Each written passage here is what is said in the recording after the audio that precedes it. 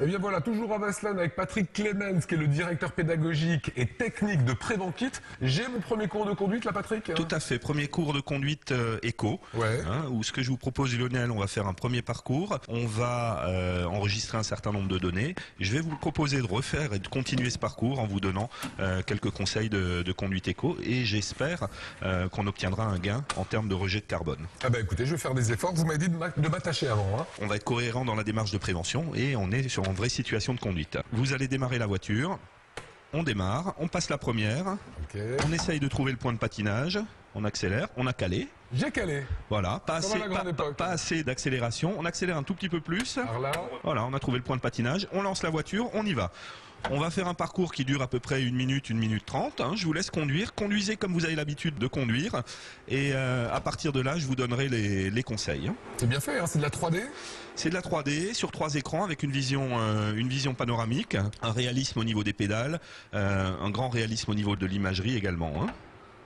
Donc j'ai mes rétroviseurs, je vois ce qui arrive Vous avez vos derrière. rétroviseurs, une vision arrière. Alors ce qu'on va chercher sur ce type de parcours, c'est à vous faire réaliser un parcours semé entre guillemets d'embûches, c'est-à-dire des ralentissements, des accélérations, des arrêts, justement pour générer de la consommation. Il a pilé net, lui. Hein. Il a freiné très fort. Ouais. C'est ce qui peut nous arriver également sur une route de campagne où au dernier moment l'automobiliste ne sait pas où il va et il tourne au dernier moment. Vous arrivez à la fin de votre parcours, Lionel. Vous allez, je vais vous décrire un petit peu ces objectifs.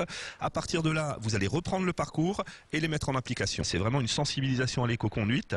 C'est de vous donner, on va dire, 60-70% des bases d'éco-conduite. À partir de là, vous allez pouvoir le mettre en application et le mesurer directement sur votre véhicule. Alors, est-ce qu'il y a des choses que j'ai pas bien faites là? Je vais déjà vous donner les premiers conseils. Premier conseil, ça va être de garder votre compte tourne dans la zone verte, qui est indiquée ici entre 1000 et 2000 tours. C'est pour peu consommer d'essence? Pour peu consommer d'essence. Et le deuxième grand conseil de l'éco-conduite, c'est ce qu'on appelle le lâcher d'accélérateur, c'est-à-dire la coupure d'injection. C'est-à-dire que quand vous avez un rapport de boîte engagé, par exemple la 4e, vous voyez le feu qui arrive au loin, qu'est-ce que vous faites? Vous restez en 4e, vous lâchez votre accélérateur, les injecteurs se coupent, j'ai peu de frein moteur sur les moteurs récents, mes roues entraînent le moteur, donc il n'y a plus de carburant qui est injecté. Et puis l'autre chose, c'est la stabilité de la vitesse. Si je comparais à la bicyclette, quand je fais du vélo, quand je roule à 20 km/h, c'est assez facile de maintenir cette vitesse. Si je m'arrête pour regagner les 20 km/h, ça va me demander beaucoup d'énergie. En voiture, c'est exactement pareil. Alors maintenant, est-ce qu'on peut voir mon bilan? Alors, on va d'abord continuer le parcours pendant 1 minute 30 pour pouvoir comparer et on verra le bilan à ce moment-là. On y va. Il va être important de regarder le profil de la route. La route commence à descendre. Qu'est-ce que je fais? Là, je peux lâcher mon accélérateur. Et vous voyez que l'ordinateur de bord vous indique une coupure d'injection et je ne consomme plus rien. Il faut bien la lancer jusqu'à 2000 tours, donc c'est important de regarder le profil de la route.